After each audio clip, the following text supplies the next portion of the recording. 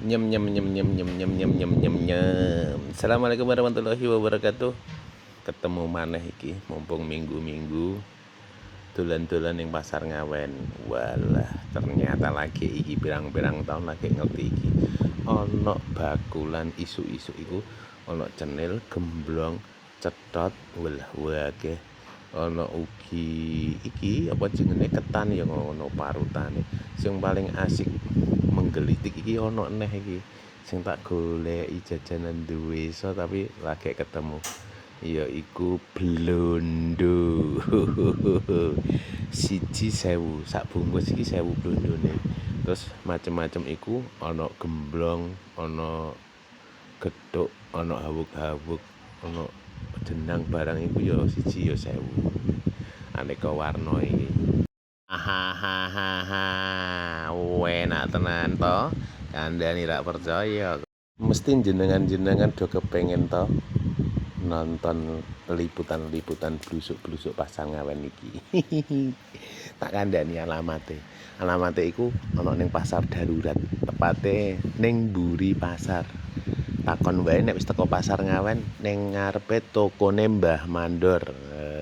Iki ana bungkuse ya bungkus higienis iku. Nah, tontoni wae nganggo godhong gedhiang.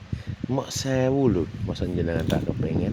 Ayo padha mampir ning Ngawen. Larisi UMKM Ngawen sampe pletoten iki lho. Mau jane ya wis kepengin. Gemblong iku nek dikeki blondo rasane piye? Suwi wis rak tau mangan kaya ngono ku. Lah jenengan-jenengan iku nek sing pengen ngene iki gawathukane to. Biasane teko omah gaweke bojone teh anget utawa jahe anget utawa kopi terus dipoangan nyeruput sak lepek mangan telo gemblong gembili ana gwethuk ana ketan iki wis diwadahi cukup 1.000 wae lho ya ning pasar Ngawen utamane ning pasar Ngawen mburi pasar darurat biasane iku bukake iku ya kira-kira ya 6:30 wis bukaan tapi nek isu-isu gak ono.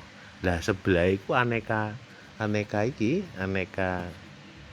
bakul bubur sing sewunan sing ndek wingi ya uga tak liput. Lah ndek wingi ku jan-jane ya wis pengen rene cuma iku ya gak dodolan ngepasi ora dodolan. Wis ngono ya bolo wis tak kandhani meneh bakul iki tempate ana lapake ana ning Jalan Pasar Darurat mburi pasar sing wingi-wingi iku sing lagi dibangun tepate ning tokone Mbah Mador. Cuma 1.000 nggo dik 2.000 untuk 2 bungkus iki. Enak to, suasanane enak, juajane enak. Wah dijumputi terus dibungkus.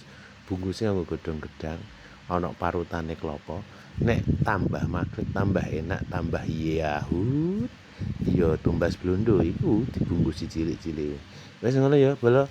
Wis langsung wae nek tumbas langsung rene. Lari si UMKM Ngawen. Yuhi. Wis tak tutup tapi aku lali. Ngene kanca-kanca ndek mau mbak iku ya ngendikane ana sing pengen-pengen pesen-pesen iku ya iso langsung ae tapi mbak urung duwe nomor handphone.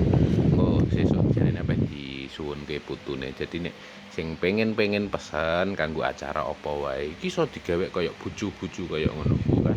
Buju saka saplak, buju saka gemblong, buju saka cethot, saka cenil, saka ketan ngono kuwi iso. Biasane wis do pesen-pesen iku instansi-instansi kanggo acara-acara tertentu. Oke, informasine kaya ngono ku. Engko neh tunggu neh ya. Insyaallah ya blusuk aneh ben semangat. Wis ngono. Salam seger waras sehat. Mari saka pari waras saka beras.